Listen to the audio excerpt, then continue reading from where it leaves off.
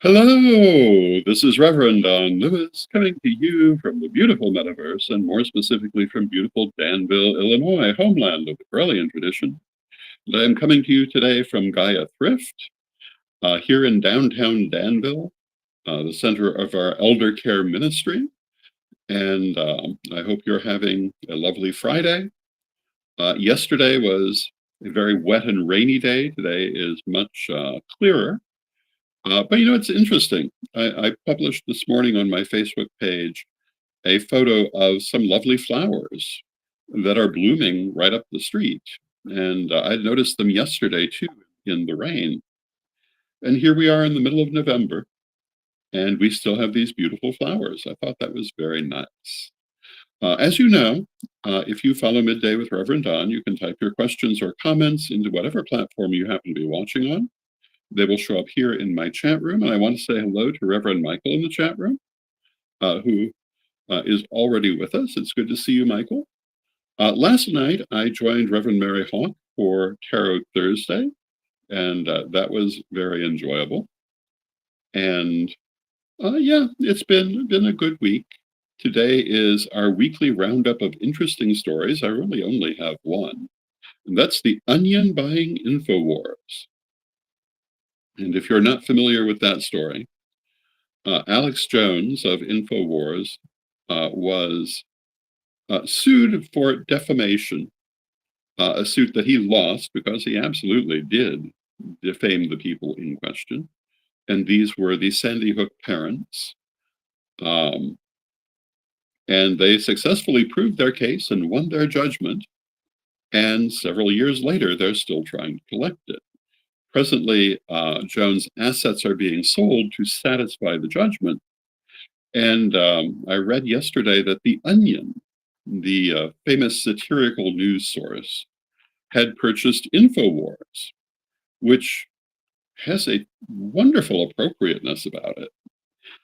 They won't even have to change the subject matter because they already print or publish ridiculous stories.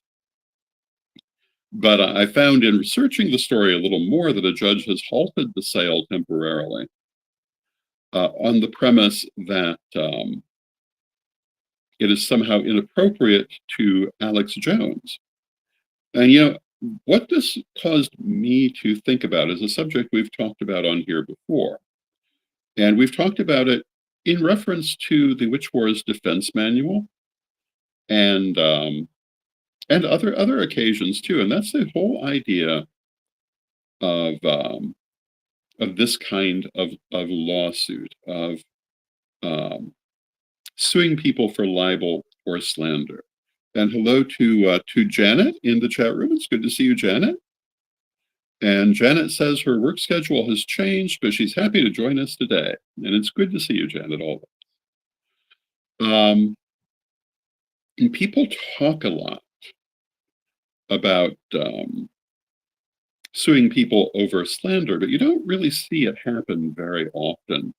And all you have to do is look at this case and see why.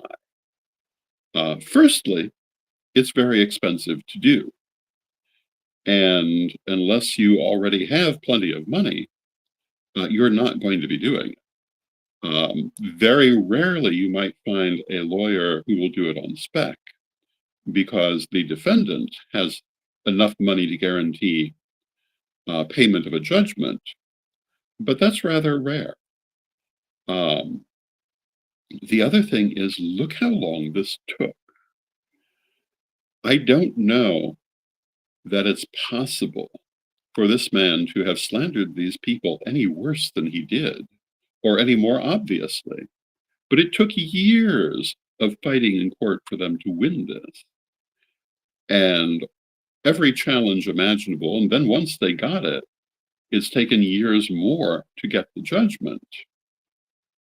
It hardly, in most cases, seems worthwhile. And I certainly understand why the plaintiffs in this case did choose to pursue it, but they also were in a position to raise the money to do so.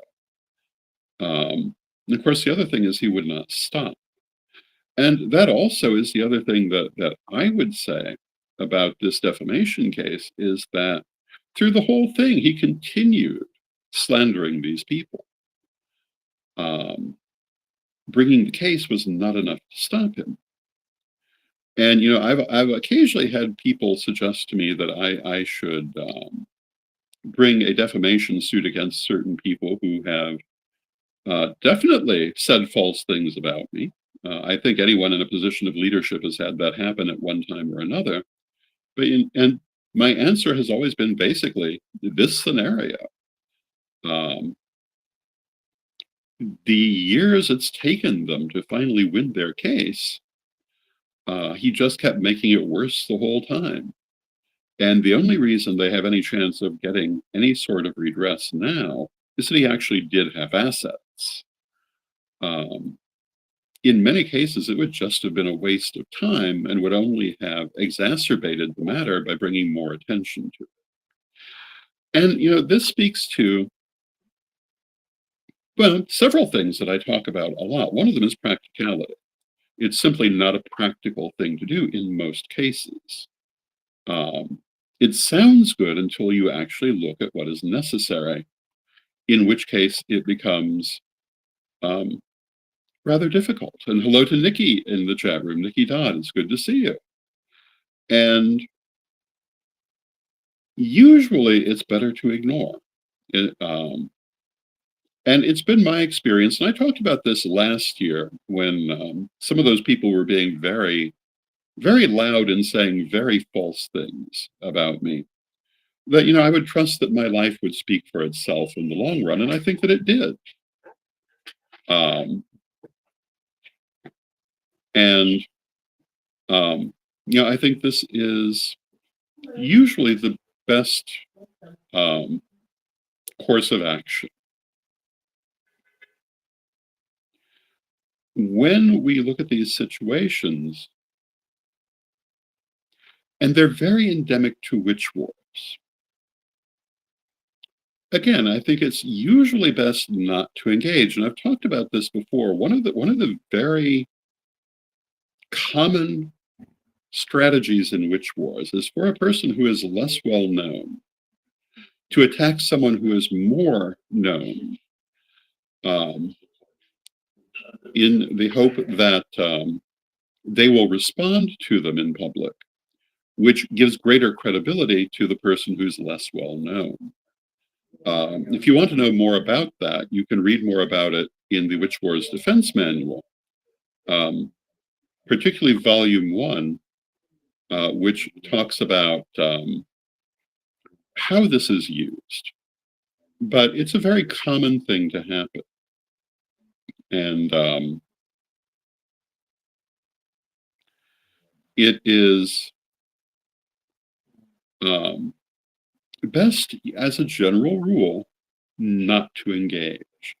And what you'll see, and you see this in the pagan community all the time, and you also see it in the wider community, is that the person who's trying to start the fight in order to increase their status will just get wilder and wilder in the things they say. And this is what happened last year. Ultimately, the people who were um, saying false things in my direction and some other people's direction as well, when they did not get a response, got wilder and wilder until eventually they completely destroyed their own reputations by becoming so wild that no reasonable person could possibly believe anything they were saying. Um, when you go too far off the tracks, you lose all credibility. But part of what allowed that was not engaging, not dropping into the fight, so to speak. And this is usually the best thing to do, both in personal life and in professional life, in political life. Not engaging in nonsense is always a better thing. Um, we there there's so many things that I could say about, and, I have watched this tactic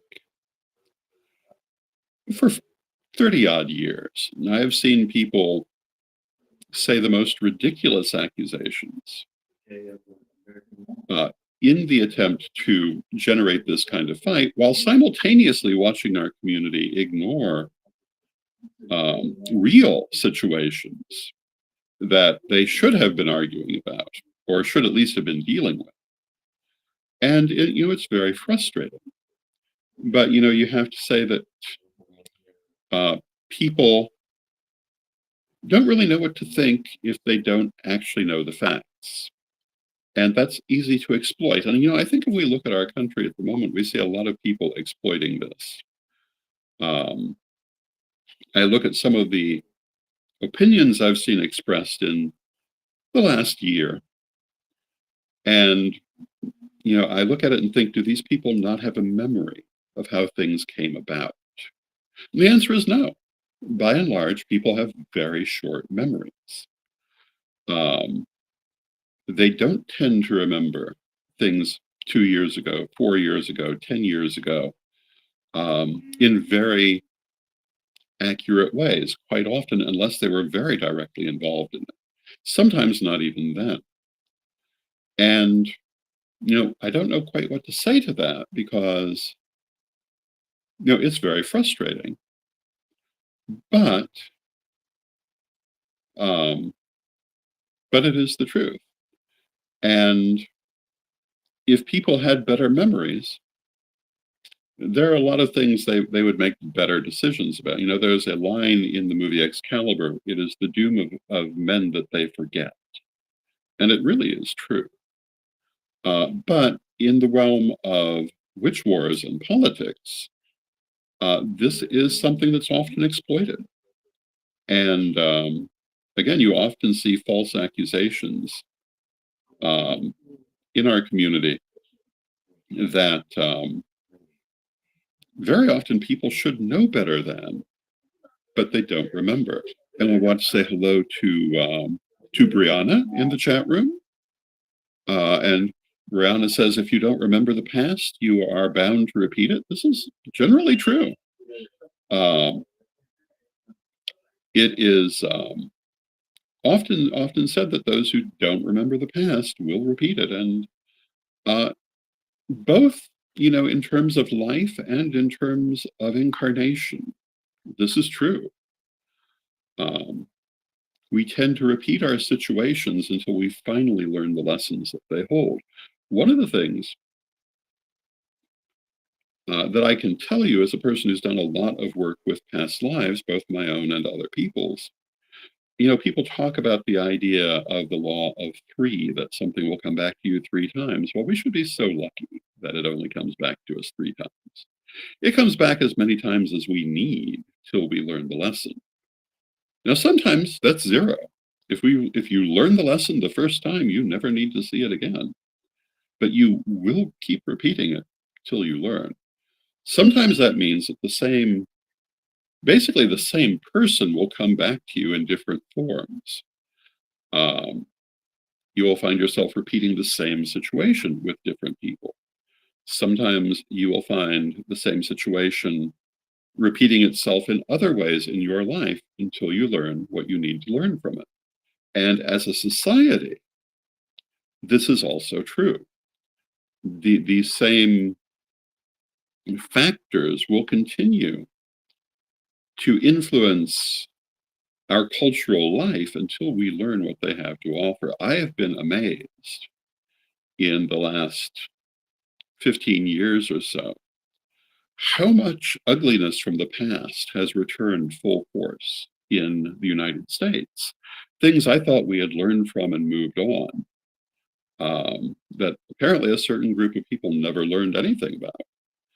And I was amazed by that, but I suppose I shouldn't be. And if we look at the history of the United States, these same issues have come up again and again and again. And until we finally learn from them, we'll never be free of them. Are we going to learn from them now? I highly doubt it, but I'm hoping that we do. I'm hoping our pagan community may play a role in helping our society to learn better ways of dealing with these things. Um, but until we learn to deal with them, we will repeat them. And this is true for repeating history in general. We repeat our personal history, we repeat our karmic history, we repeat our social history until we learn what we need to learn from it and we release it. And again, we should be so lucky that we do that just 3 times. Um, when I first encountered the so-called law of 3, I was not impressed by the idea until it was pointed out to me that the 3 was symbolic of plurality. This is not a traditional saying in Correllianism, but if we understand it as representing plurality, it's a traditional understanding in Correllianism. But I had to be given the understanding of what it meant. And I find people who think it's literally 3 times, and yeah, I certainly don't see it that way. And I think that if you do work with past lives, you will see very quickly that is not the case. Um, Now, I have a similar attitude toward the idea of the Wiccan Rede, and that is that I am a great believer in the Wiccan Rede if we understand it in a certain way. And that way is that the meaning of the word harm is what we would normally use the word harm for. And um, I think that one of the reasons that some people feel badly about the Wiccan Rede is that they take that word harm and they interpret it in ways that was never meant to be understood. The Wiccan Rede, which basically comes down to don't go around hurting other people, is something that our mothers should have taught us before we were sent to kindergarten. But it is not meant to refer to some of the things people try to make it refer to. And hello to Jason in the chat room. And Jason says, hello, uncle. Hello, nephew. Um, I haven't seen you for days, which since we live in the same house is interesting. But it's good to talk to you now. But then schedules. But part of what I would say to that, I had someone try to tell me once that the Wiccan Rede meant never hurt anyone's feelings. Well, that's not what the word harm means. Word harm never meant that. And you can't go through life not hurting other people's feelings. Sometimes you're duty bound to hurt their feelings. Now I'll give you a pertinent contemporary example. If someone is a racist and they're behaving badly, you're duty bound, I think, to hurt their feelings by telling them they are wrong, because they are. That does not break the Wiccan Rede. That, in my opinion, goes right along with the Wiccan Rede. And understanding the Wiccan Rede in that way, it's a very practical guide to life. The way that I often describe it, in fact, a common way that Correllians, I believe, today would describe it is that you do not do unprovoked or egregious damage. That is what we mean by do no harm. Does not mean that you think that you can never hurt somebody's feelings. That you does not mean being a doormat. Does not mean not defending yourself. Doesn't mean any of those things, because the word harm never historically has been used to mean that in ordinary conversation. I think there were certain people who chose to take a very extenuated or very extended version of the word harm, more in accompaniment, or more in keeping with a Jainist ideal. And I am certainly not speaking against the Jainist ideal of ahisma, but that is not what the Wiccan Rede is actually about. Um, and in terms of strict observance, that is something, the idea of not harming any form of life is something that you see among Jainist monks and nuns, much more so than in everyday life of Jainist believers. Um, Although it certainly does affect everyday life, but the fullest observance of it is for people who are following a religious vocation. Now, Jason says, we're always going to be a villain in someone's story, and that is so true. Something that I talk about a lot, because one of the things I often speak about is in the Wiccan religion, we do not have the concept of existential evil. Does that mean we don't think that anything is good or bad in ordinary conversation? No, it does not mean that. But it does mean that it's a very subjective judgment, not a cosmic reality, not a cosmic thing. What is good or bad changes drastically in the history of human culture. I was speaking of racism a few moments ago. Today, any decent person would agree that racism is a bad thing. 200 years ago, it was a very, very commonly regarded as a good thing, at least in certain groups, and they were the majority. The idea of gender equality. Any decent person today would agree that that is a good thing. 200 years ago, there were a few people who held the idea, but they were a minority, and most people would have thought that was ridiculous. Our ideas of what is good and bad grow and change with our understanding. And this is very important to note. This is why I say there's no such thing as evil, because you cannot existentially even describe what that would be. Because as a general rule in conversation, it's whatever goes against what we happen to believe or want at that moment. And today we would say slavery is evil. But 200 years ago, lots of people didn't think that. And in some parts of the world today, people don't think that. And unfortunately, I think in certain political groups, some people don't think that. Um, but I think any reasonable person would agree that it's a bad thing. Um, but when we talk about everyone being a villain in someone's story, um, everyone I've just talked about on all sides of every one of those questions thought they were right, thought they were good. Um, Anyone who opposes racism certainly thinks they're good, and I would agree with them. But people who practice it also think they're good because they're coming from a different point of view. Um, what society judges changes, and hopefully it is moving in a better direction than its past. Um, the use of violence. We are probably less violent today than we have ever been as a species. And most people, I think, would agree that that violence is never a good answer to a situation. Um, I think most people would agree that sometimes it may be necessary, but when they would consider it necessary would vary perhaps somewhat. But historically, people looked at it very differently. And historically, if you look at something like the Reformation period, people were killing each other left and right over their religious views, something that is, in my opinion, absolutely horrible.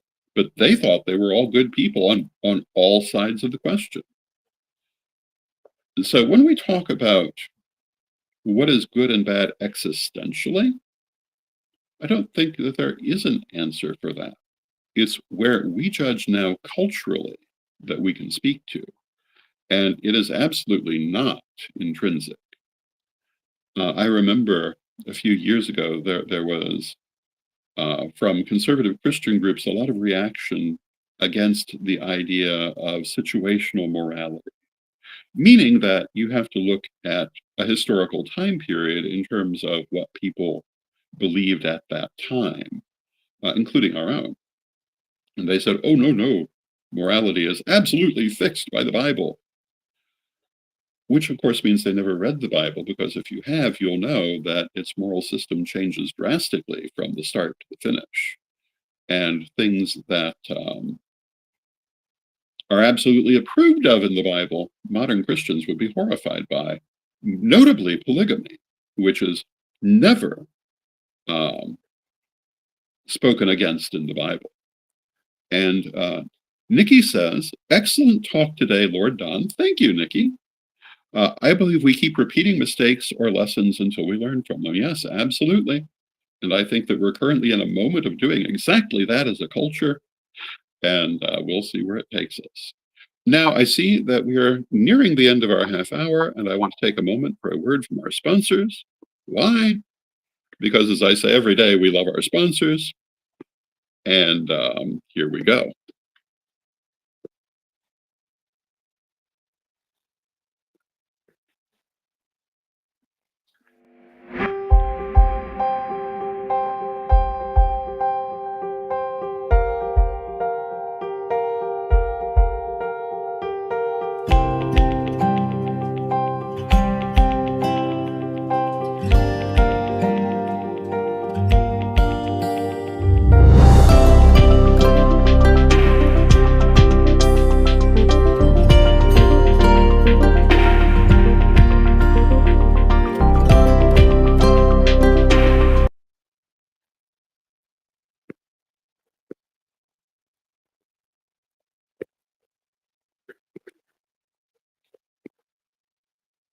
Ready to unlock the secrets of the universe? Join me, Rev Don Lewis, for my metaphysical and magic auctions at Gaia Thrift at whatnot.com. Discover fascinating artifacts, mystical crystals, and rare and unusual books that could change your life. Don't miss this chance to bring a little magic into your world. Rev Don's Metaphysical and Magic Auctions, where the extraordinary can become yours. And we want to thank our sponsors, Equinox Learning Hub and Rev Don's Metaphysical and Magic Auctions. Our next auction is scheduled for tomorrow at 4. And I hope you will join us for that. We will have some interesting things for you. Our last auction was a great success. It included numerous pieces of my original artwork, some of my familial jewelry, and some tarot cards and some other interesting things. Tomorrow we will have a number of additional interesting things, and probably some more original artwork, and probably some more familial jewelry, and maybe some jewelry of my own as well. We'll see what all gets put in it. But I want to thank you for joining me today. Now, Jason in the chat room mentions animal sacrifice, and this is a very good example of how people's values change. Many people today, particularly in Western culture, would deeply disapprove of this practice, and yet hundreds of years ago it was considered the very ideal of piety. And there are certainly still cultures today that see it that way. And it's totally a matter of cultural perspective how you're going to perceive that. And for conservative Christians who want to mention the Bible prescribes animal sacrifice and is full of it. So if you are a believer in the Bible, you really can't say animal sacrifice is bad, because the Bible required it up until, if you are of that persuasion, the New Testament, which did not end it because they said it was bad, but no longer necessary. But this speaks to how our ideals change, how our thoughts change, how we look at things changes, and they do. It's just that simple. So with that, I want to thank you for joining me today. I will be back with Midday on Monday. I'll be back tomorrow with Rev Don's Metaphysical and Magic Auction. I hope you join us for that at whatnot.com/Gaia Thrift. and at 4 p.m. And it will be a lovely time. With that, let us close with our prayer as we always do. And Divine Mother Goddess, Divine Father God, beloved ancestors, we thank you for all that you do for us in our lives, and we rejoice in your presence in our lives. Beloved Mother Goddess, beloved Father God, beloved ancestors, we ask you to help us to always keep a clear insight into our own views of what is good and bad in our lives, and help us to increase the good and decrease the bad. Beloved Mother Goddess, beloved Father God, beloved ancestors, we thank you with great love, and knowing you are always with us from respect, we thank you for your presence, and may you be blessed now and always. May you be blessed now and always. And again, I will see you on Monday.